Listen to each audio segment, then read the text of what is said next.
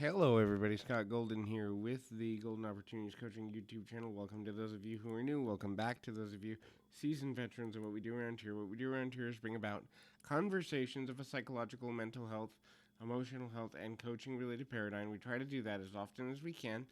We do that usually multiple times per week. Would love to be of assistance to you if we can.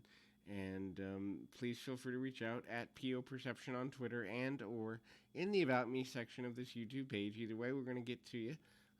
And so this is kind of signs of mental illness. That's this particular deal here.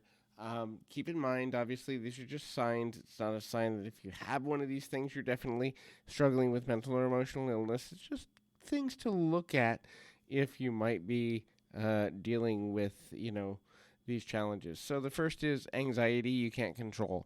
Look, we all get anxious from time to time. Anxiety is part of human existence, and I think it's more a part of human existence than ever before in human history, partially because people put so much pressure on themselves to perform. But when you get to a place where you have anxiety you cannot control on a consistent basis, daily, weekly, monthly, and it's a cycle, and you feel as though you're never really gaining ground on it and you're never gaining personal insight, this can be a sign of a mental illness related issue. This is because prolonged anxiety, prolonged panic, prolonged stress can cause changes in brain chemistry, which ultimately leads you in a negative direction. So the next is, and this is pretty simple, but I think it's one that gets overlooked a lot, the inability to keep a schedule with eating and sleeping. So obviously, we all have different demands upon our lives and things that come up, but if we can't find a way to eat regularly so that our body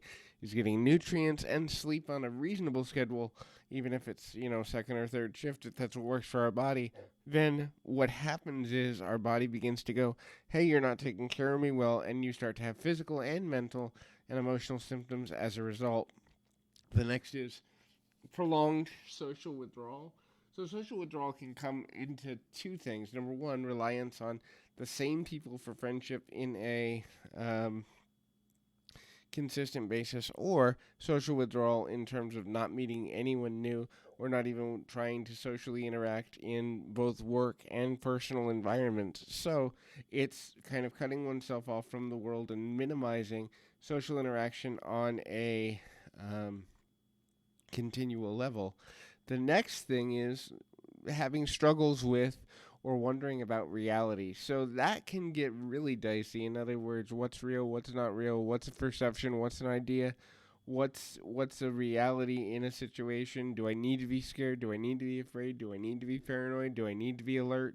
Or can I relax? And not being able to identify when those relaxation times are there and when we actually do need to kind of step into a deeper understanding of times to be self protective or whatever the case may be. That can be super difficult. The next thing is daily problems become overwhelming. So we all have challenges. You may run late, you may have a bill that comes unexpectedly, you may have housing challenges, you may have relational challenges, but if you're having daily problems and you're never finding solutions or feeling like you're never finding solutions, this is a sign of mental illness. The coping skills in relationship to actions and consequences is not conducive to solving problems, and so therefore you're almost waiting for the next big thing and the next big thing and the next big thing. So the next is inability to perform.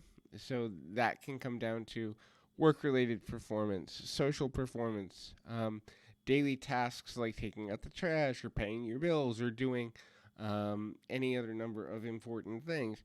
It doesn't mean that you can never do anything, but when you consistently aren't performing to basic standards, whatever your own basic standards are, this can be a difficult problem. So the next thing is it coming out in your body. This can come out as nausea, this can come out as lack of sleep, this can come out as headaches, this can come out as body aches and pains, this can come out any number of ways. But your body will tell you if you're dealing with mental challenges because you'll continue to have almost unexplainable or spontaneous mental health related challenges. The last one is You either have no coping mechanisms or all negative coping mechanisms. So, going for addiction, leaning on other people in excess, never finding solutions to challenges, self hatred, self loathing, self deprecating humor, self assault, self sabotage. All of these are signs that something could be going on mentally. Again, all of these are ideas and concepts that, if they're being dealt with on a regular basis, you may want to look at the possibility that you're struggling in a way that isn't in your best interest. So, until then, keep your feet on the ground, your mind in the moment. Until next time, everybody.